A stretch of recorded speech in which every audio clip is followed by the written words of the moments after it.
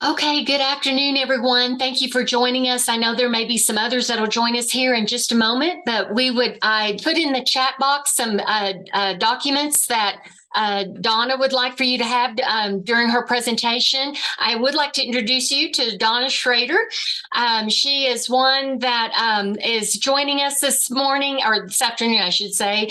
Blaine Grimes was the one that was going to be our presenter, but a family situation came up unexpectedly, which we all understand that as being family consumer sciences educators. So we're so excited to have Donna here because Blaine said he felt that she even knew more than he about CVs and so forth. Go ahead and turn it over to her for her presentation. Thank you so much, Donna. Thank you. Thank y'all for inviting me. I'm very excited to present to you. And I just want to be honest with you. I'm not sure that I know more about CVs, but I like them. I like them because they're long, and it's just so, you can really get your teeth into a CV, where a resume may be 1 or 2 pages, but yeah. So your CV needs to be representative of you.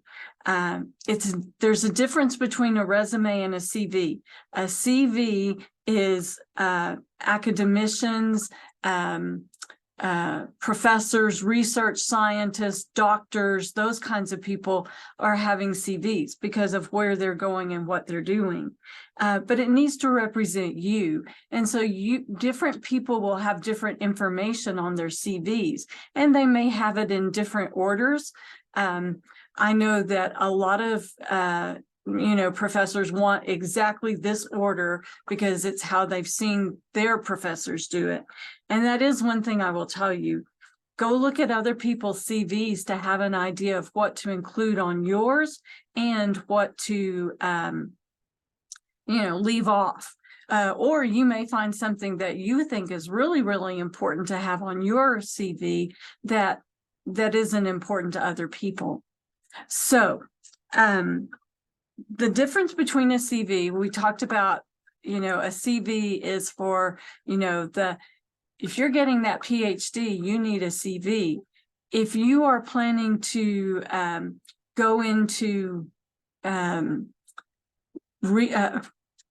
not research, if you're planning to go into the industry, then you're going to have a resume. Okay. And that resume can be longer than the norm. I tell master students, you can have a 2-page resume.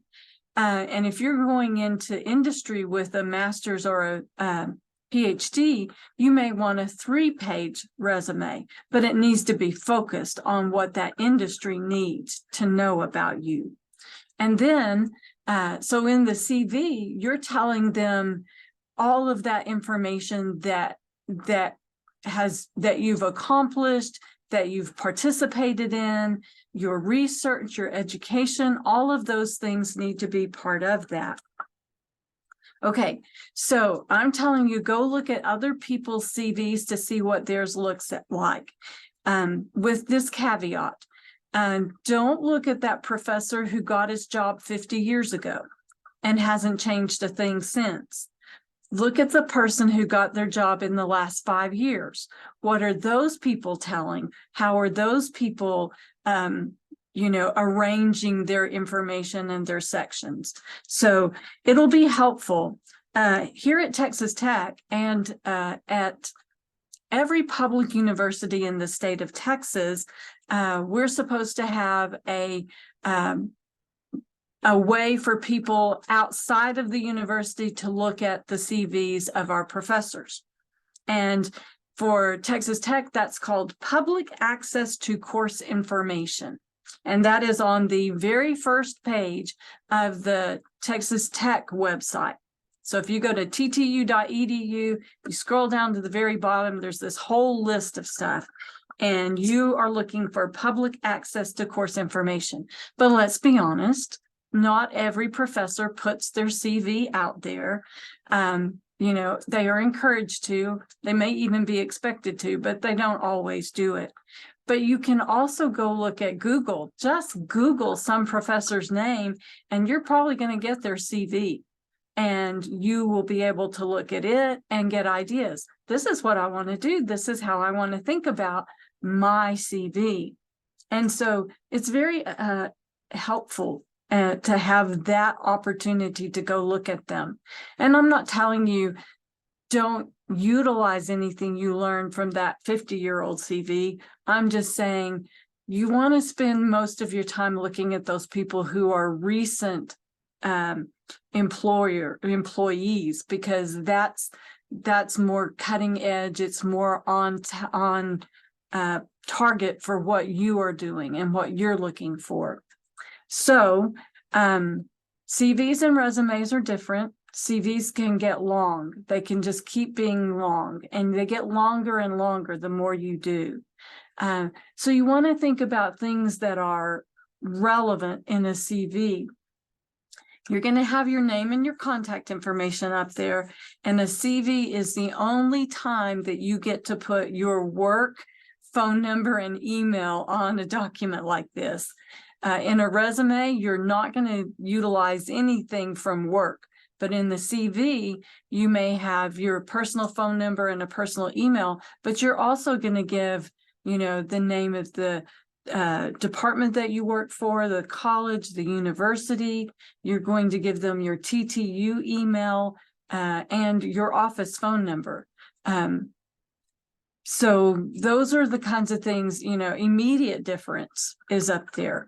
But then you're going to think about your content. And I'm going to tell you, education should always be first, no matter how long you've been in your position and how long ago you got that PhD. You earned it. Let them know about it. So I'm sorry about it's allergies, but I do apologize for my voice. But with your content, you're giving them the information you want them to know, and it's everything. Not just this little tiny bit that you have to have on a resume, but you can tell everything. And you're going to have research experience and teaching experience. Now, I am going to make a distinction here. If you're applying to a university or a position that is focused on teaching experience needs to go first. But if you're applying at a university or position that, they require lots of research, then your research is going to go first. So those are the only two things that I would say you might need to have two different versions for. One where teaching is first and one where research is first. But you're going to know because you're going to have done your research into that position, and maybe you've looked up all of the professors who are there now, and you've found their CVs, and what their research interests are.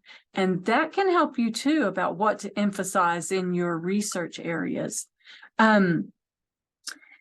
The font size on a CV, because you can have as many pages as you want, I'm going to recommend that you do a 12-point font. My personal favorite is Times New Roman, but I know, some people think, oh my goodness, that is so old-fashioned.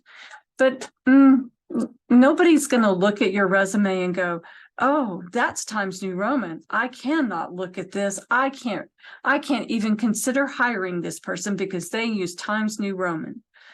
Nobody's going to do that. I doubt that most people can look at a document and say, oh, that's Times New Roman. They may be able to say, oh, that's a serif font and that's a sans serif font, but they're not going to know that, oh, that's Arial and that's Times New Roman. Just doesn't. That's the kind of information that someone like me knows and can recognize, but the rest of the world doesn't. 1-inch margins.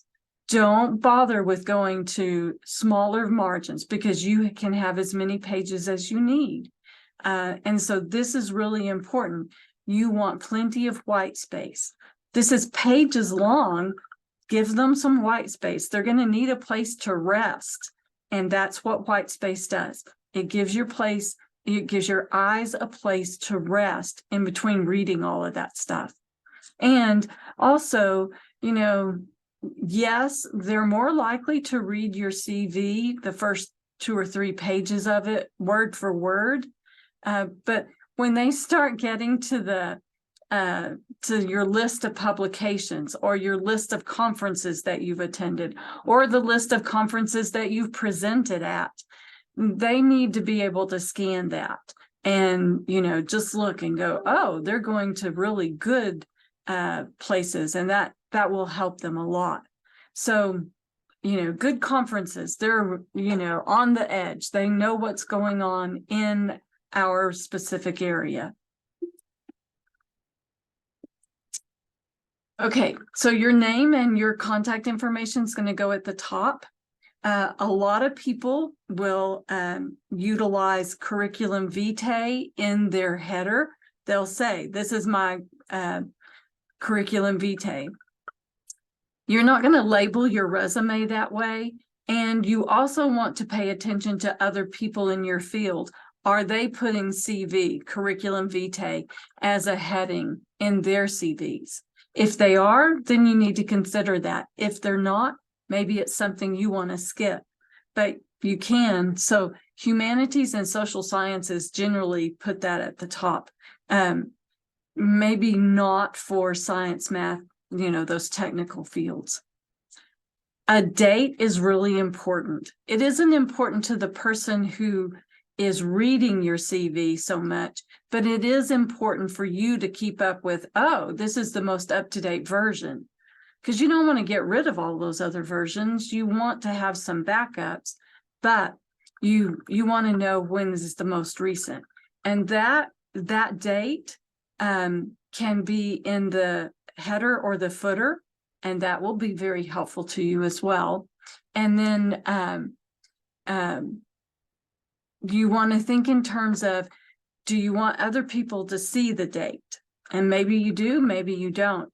If you've put it, let's say you put it in the footer and you don't want other people to see it, well, you're going to highlight it and you're going to make it white font. And that makes it white font on a white piece of paper, and now it's gone.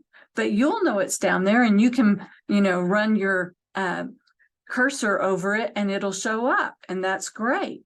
So you choose how you want that information. Also, on the first page, you do not need a page number, and your name is at the top of the page. But beyond that, you want to have your name and a page number on every page. So you're going to choose different first page when you're creating these headers and footers. And then I know that some people, they prefer to put their name and page number in the header. Some people prefer it in the footer. Either way is fine with me, as long as you are consistent. Okay, so page 1, the one that has your name and contact information at the very top, that is not going to have a page number.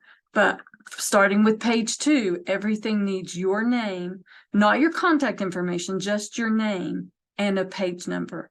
And the reason for that is you're saving those people in the hiring committee. They're all, looking at everything, and you're saving them from going, oh, where'd this piece of paper come from? I've lost the rest of the CV that goes with this piece of paper, and there's no way to know who it belongs to.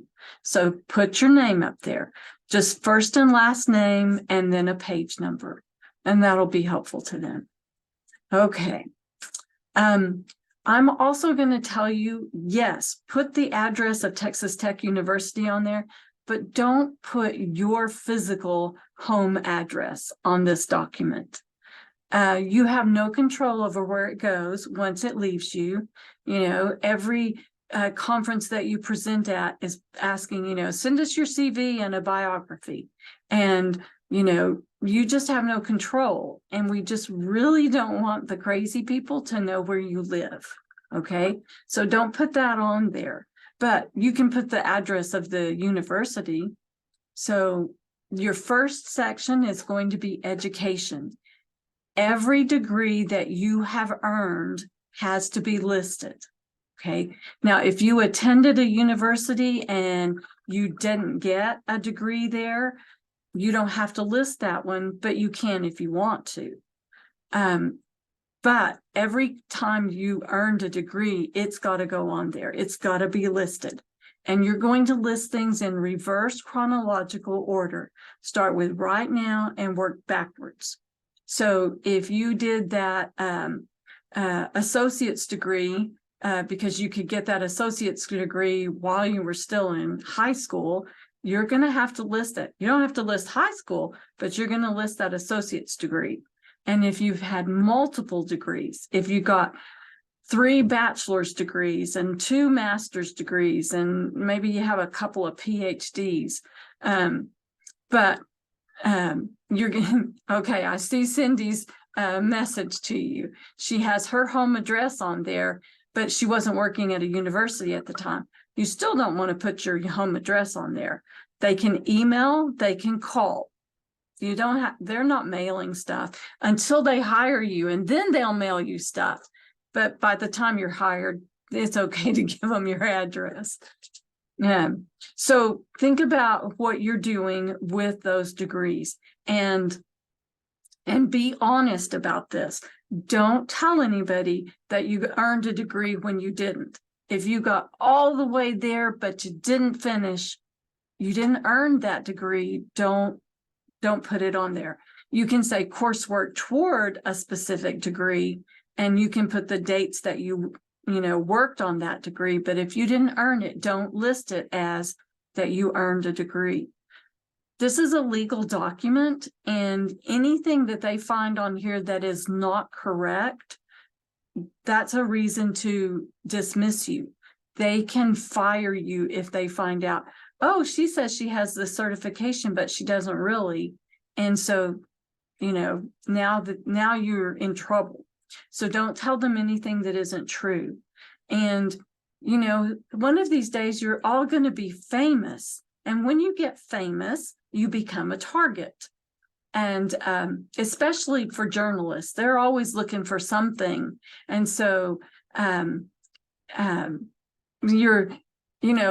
they find something, you're famous now. Dr. Campbell is famous now, and they found something that they think she lied about on her CV.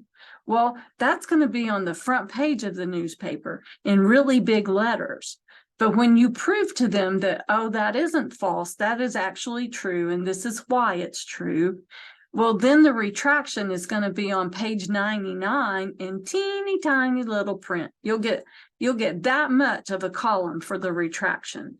So just avoid that altogether. Look at everything, and am I presenting this in a way that everyone will understand what I mean?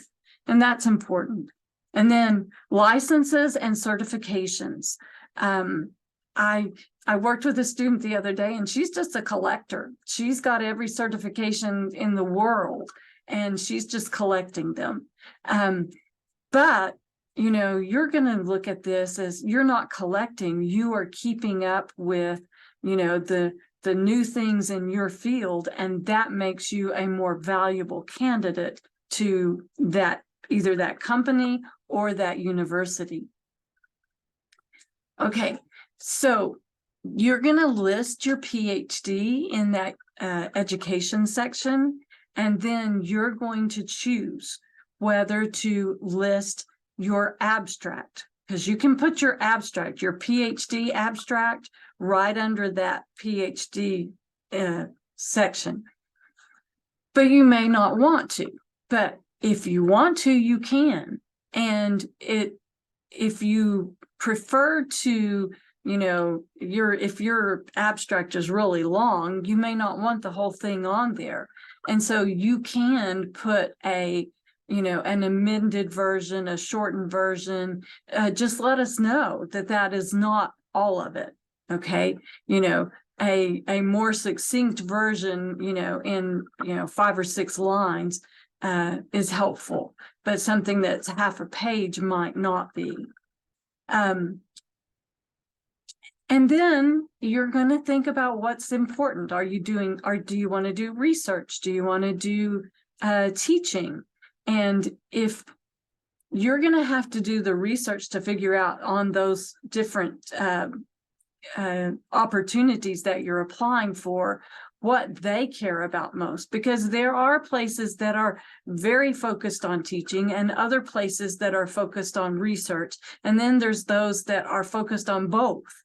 And, they want to know that you can research and that you can publish, but they also want to know that you can teach and that you are a good teacher. So, there may be opportunities for you to make a statement about your evaluations. If students are evaluating you highly, you may want to get that in there. And they're going to ask you for that teaching statement. We need your teaching philosophy and that research statement. And so you're going to be able to cover that in more depth in those documents. But you're also going to want to think about, how do I say this succinctly on the CV? Because it's important. It's what they want to know. Your teaching experience, everything you've done. So I am one of those people who says, put your teaching experience and then have a bullet or two under it. Give them an overview of what you accomplished in that teaching. If you're teaching majors, well, they have a vested interest. But if you're teaching non-majors, are you doing things that are making them excited and eager to come to your class and learn? And so, sometimes it's hard. And, being able to say that you did new and exciting things, that you utilize technology or whatever to gain their interest and, provide a better experience for them, that's a good thing.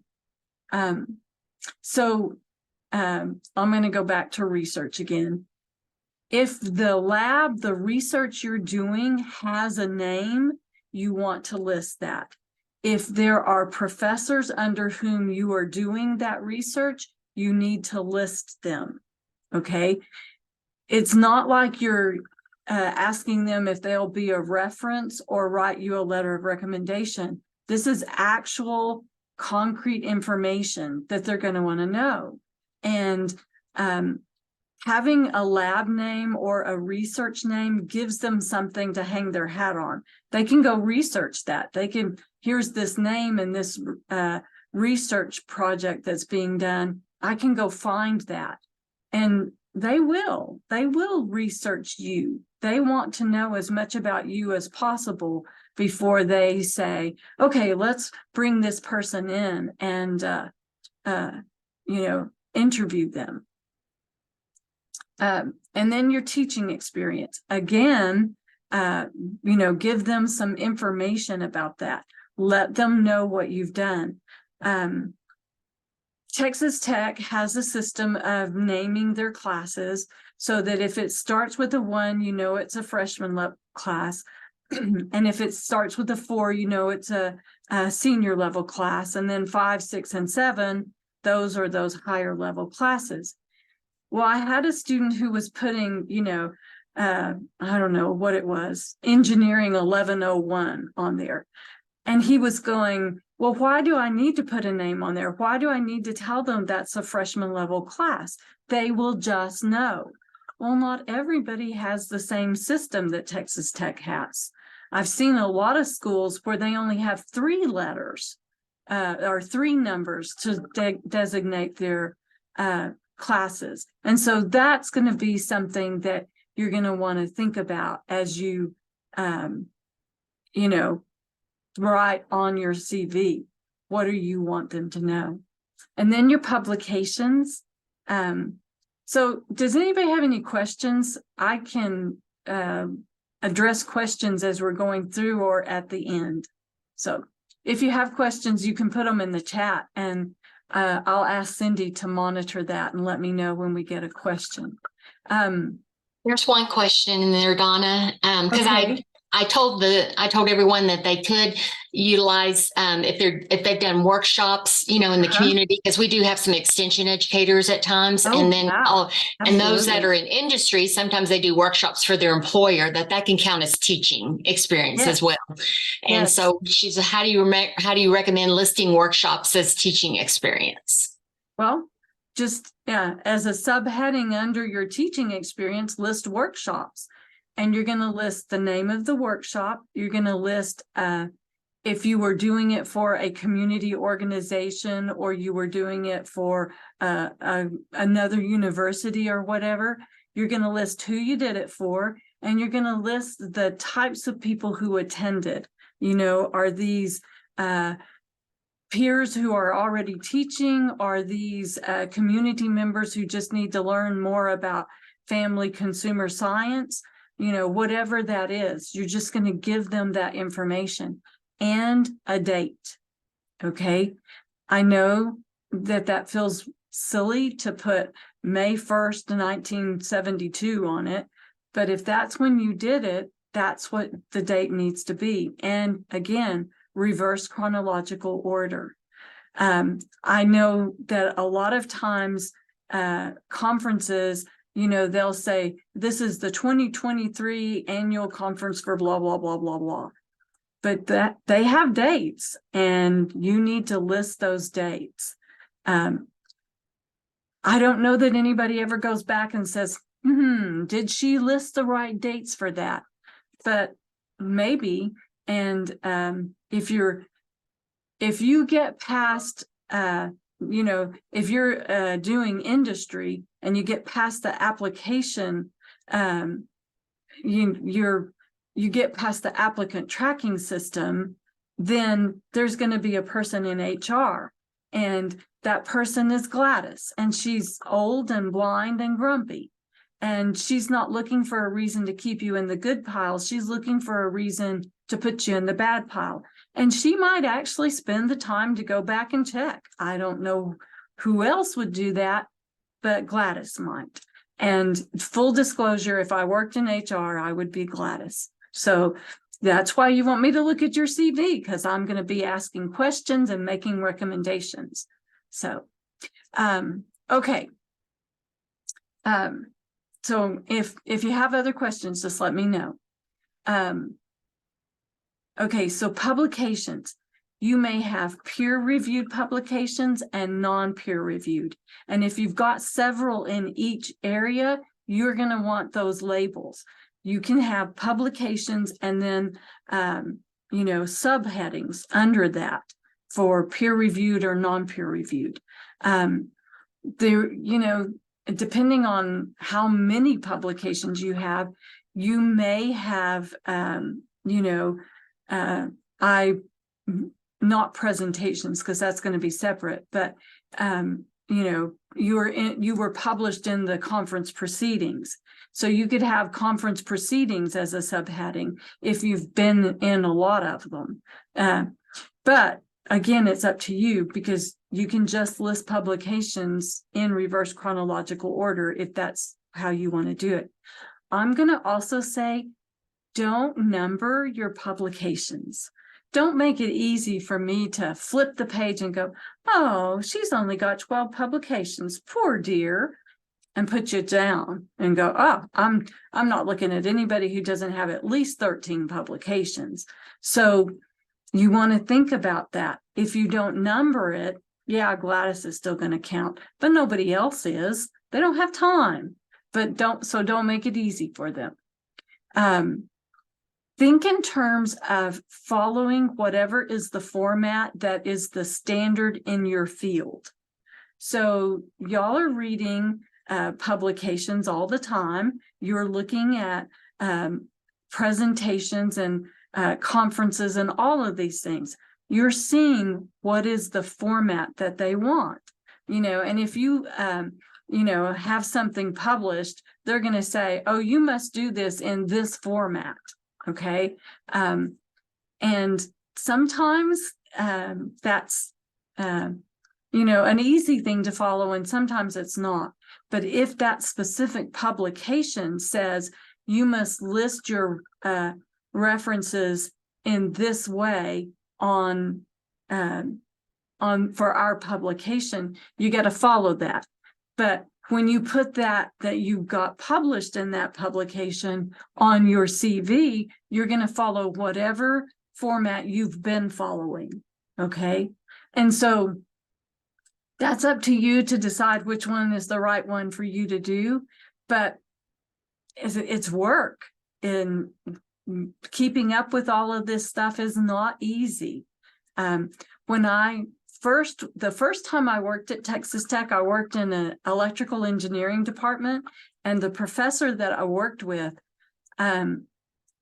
he, on his CV, he said he had relevant publications, and on that he put in what he wanted them to pay attention to. But he also had a disclaimer that said, for the full list of publications, email me and I will send it to you. His publication list was 40 pages long. Okay. And yeah, nobody wanted that. They wanted to know what his relevant, most recent publications were, not what he had done 50 years ago. So you want to think in terms of that and what you want them to know, okay? And how you want to designate it. If you want to know that that's a peer-reviewed journal and these aren't, that's important, because a peer-reviewed journal says, before you got published, people who don't know you looked at your publication and made comments about it. They recommended either yes, it be published, or no, it's not. And if they said no, they made recommendations about how to improve it. And working with those graduate students in electrical engineering, I got to see a lot of those where they sent back recommendations. And some of them were, this graph needs to be easier to understand. But some of them were really long, in depth, and that publication wasn't going to print your paper until you address those recommendations. And so, yeah. So as you get further in your career, you will be probably be asked to be a peer reviewer, and you can list that as a section on your CV as well. Okay, honors and awards, certifications. If you are bringing in money for research, woohoo, that's important, and you need to let them know that. And if,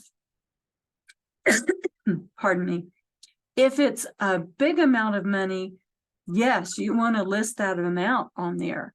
You have to decide what's the big amount of money, but if you are bringing in your own research funding, they already love you, because then you're bringing money in, not taking resources out.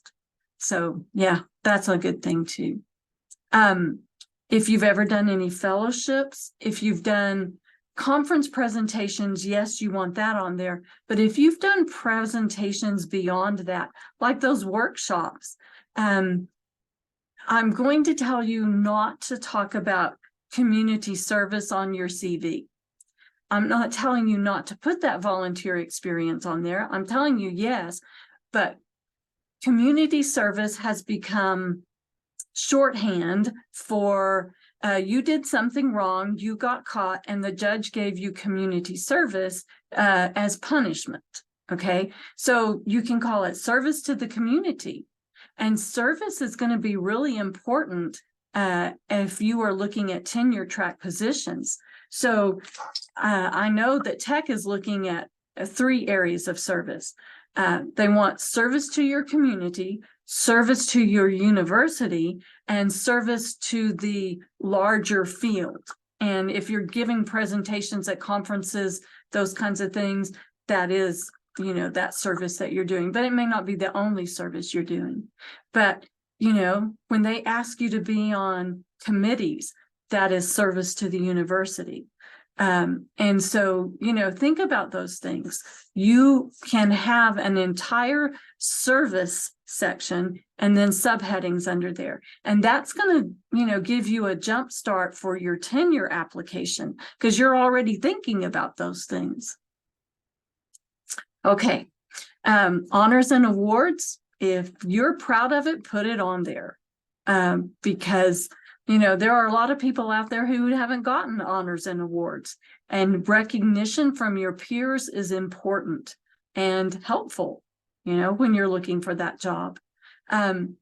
Languages, if you actually speak a language fluently, or if you can say that you can read and write in a language, because, maybe cutting edge stuff is going on in Germany or wherever, and you can read and write in German, that makes you stand out from other people. But don't tell them that you're fluent in a language that you are not actually fluent in, because then they'll bring in their language people and say, oh, she says she's fluent in Japanese. So we're going to bring in our Japanese professor and he's going to ask questions in Japanese. Okay, don't do that if you can't actually carry on a conversation in Japanese. You can say, I have basic knowledge of, I can read and write in that language, or I am conversational. But, if you put it on there, they're going to test that. Because, if it's important, they want to know that you really are fluent. And then you're going to need to join organizations, and you probably have had some opportunities to join organizations as a student member, and that's a good thing. You want that, but you need to be members of the outstanding leading organizations in your field, and y'all know what those are. I don't, but y'all do, and you want to be members of those. I know it's expensive. I know that if you are a professor, sometimes departments will pay for those organizations, for your membership in those organizations, but not all of them. And it depends on, the budgets, the budgetary restraints of that department and that university. So you'll want that as well. Be aware of what you're joining, and then get involved. If all you do is, pay your membership dues once a year, that's not involvement. So you're going to need to get involved. And as soon as you get involved, now people are going to be going, oh, there's Jacinta.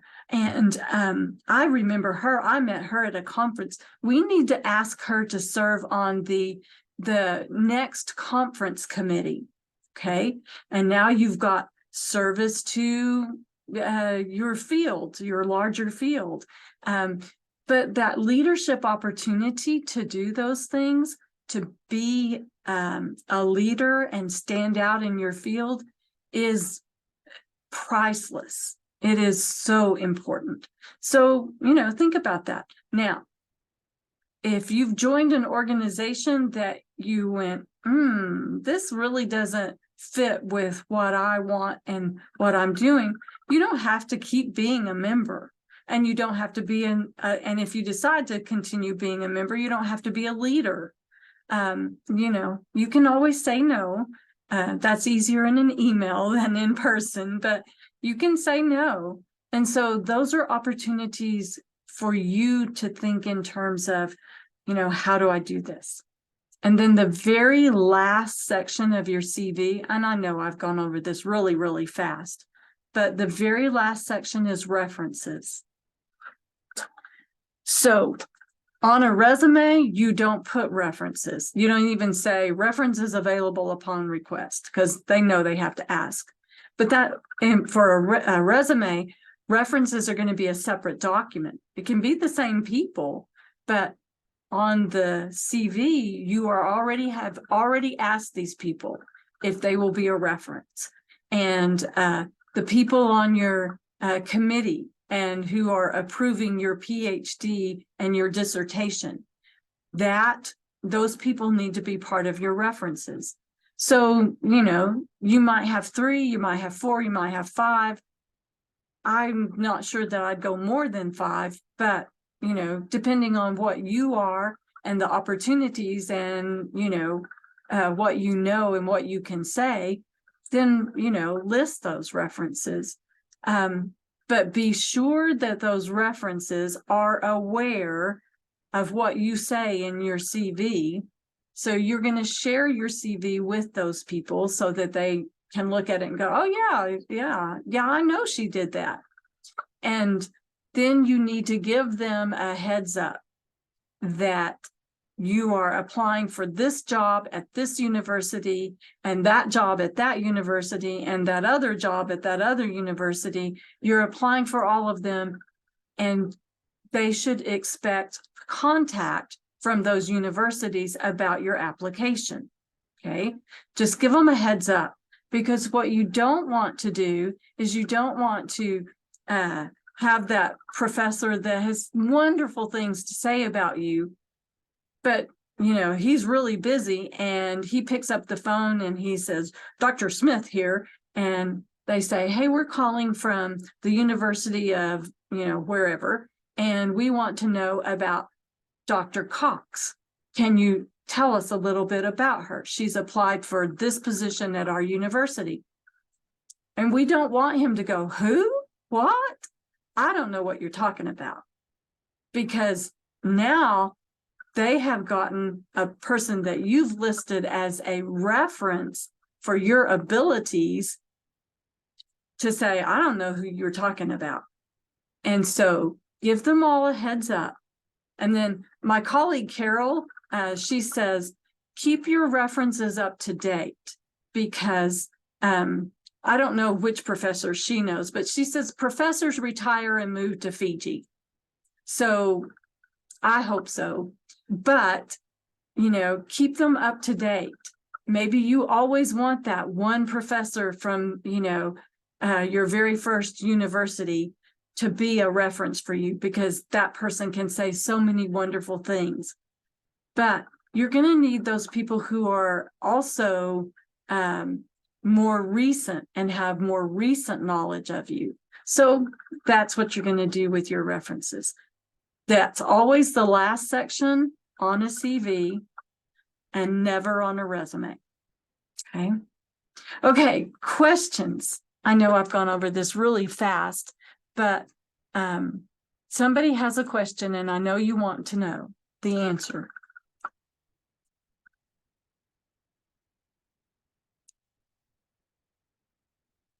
No? Nobody has any questions? I'm feeling very unloved here, I think it was just that you were that good. Well, thank you. This is Dr. Alexander. Can you hear me? Yes. Hi, I'm sorry. I'm in the car driving, so I've been in listen only mode, but what a fabulous presentation, I might say. And I was chuckling driving in to a lot of your comments, just really resonated with me. The one in particular about wanting to retire to Fiji. Yes, that's my goal. But I hope do you have make that. Yes, me too. So does my husband.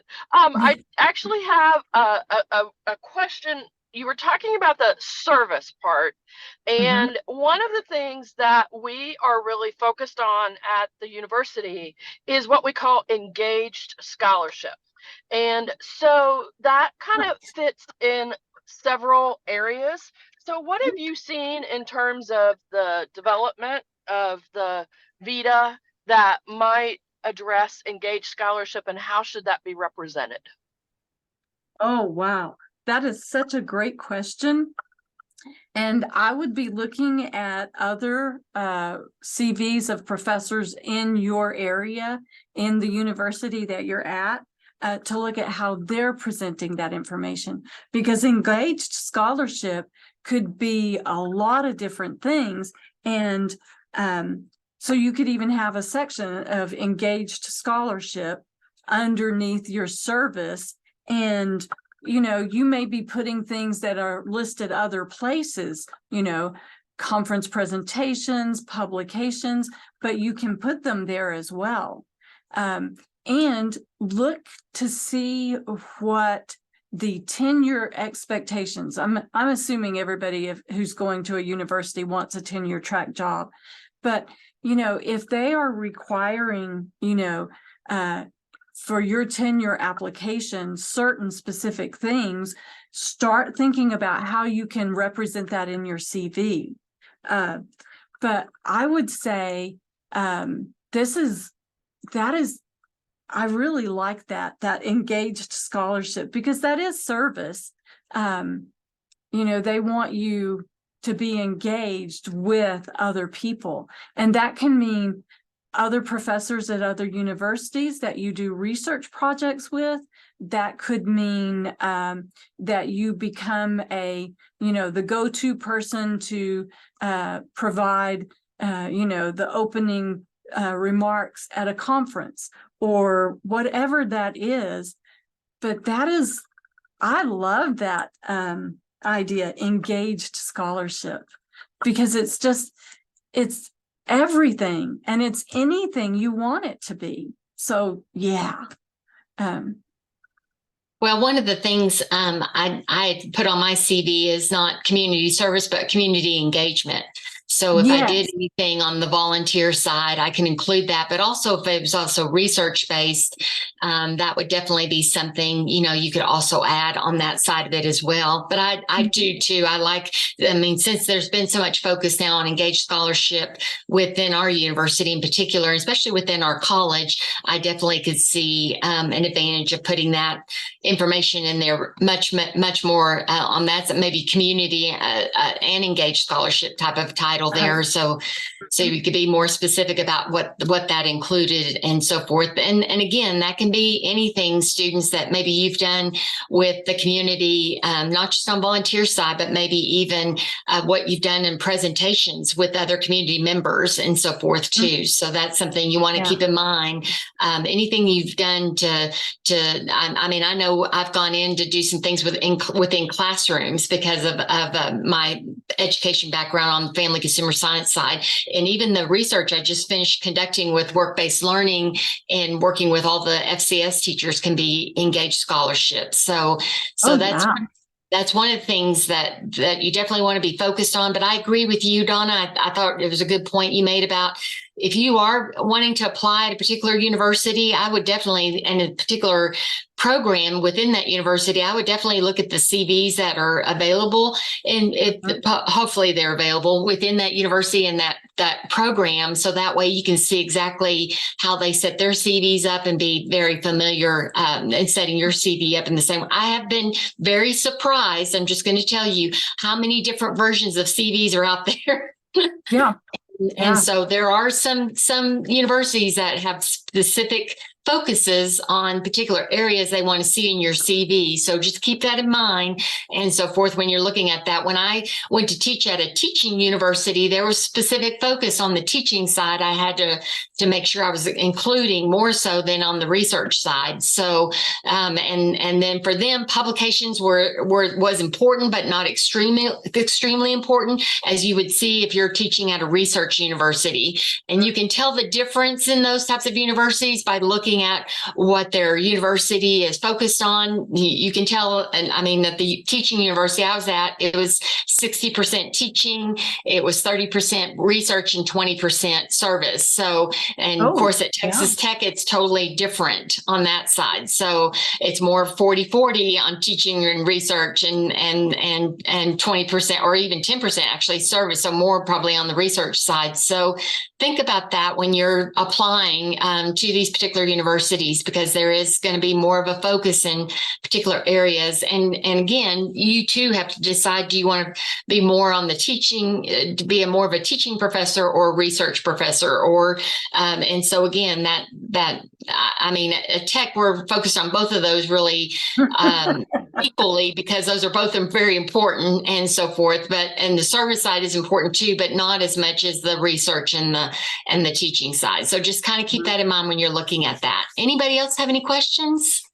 Actually, I wanted to follow up on the engaged scholarship and just mention that our last symposium that we had with you all introduced faculty success, and hopefully you all if you haven't tried your account yet, you will let us know so that we can make sure that you've got that established. But there is a section under the scholarship area that focuses in on engaged scholarship, and it's a separate category that allows you to report involvement. And if you're involved with a project with a faculty member, likely that faculty member is going to be listing that and will enter it there, and probably will enter your name along with that.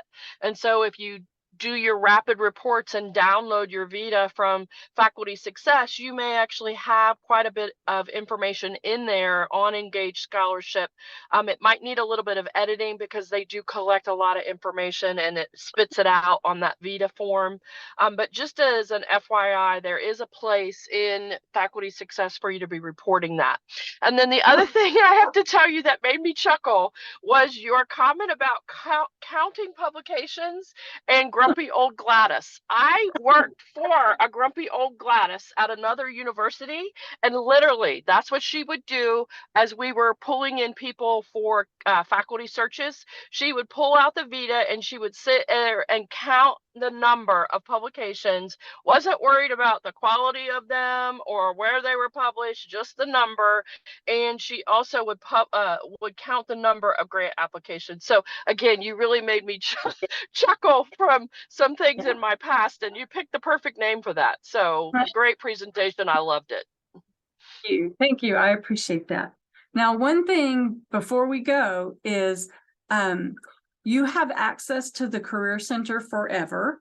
And if you would like me to look at your CV, I want us to do it. If you can't be here face to face, let's do Zoom, but let's send it to me a couple of days early so I have time to look at it. And then let's go through it face to face or on Zoom so that I can ask questions and you can explain why you've chosen those ideas and are doing it that way. And I go, oh, well, that makes perfect sense. But I love a CV. They've got some meat on them, and they last longer than a resume. So, and thank you all so much, because this was fun, getting to talk about CVs.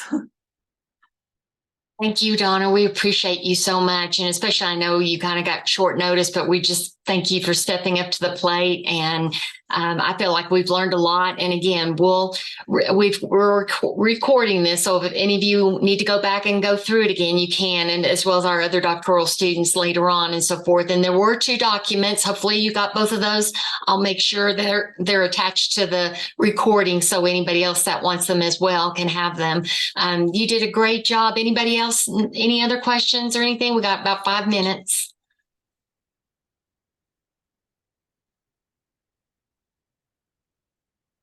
Okay. All right. Well, Donna, thank you so much. We appreciate your time and also your kindness in allowing our students to send their CVs to you as well and so forth. Yes. And appreciate your expertise on that. All right. Well, thank you all. And thank you for the invitation. I hope I maybe get to do this again sometime. I agree. Thank you so much, guys. Have a great day.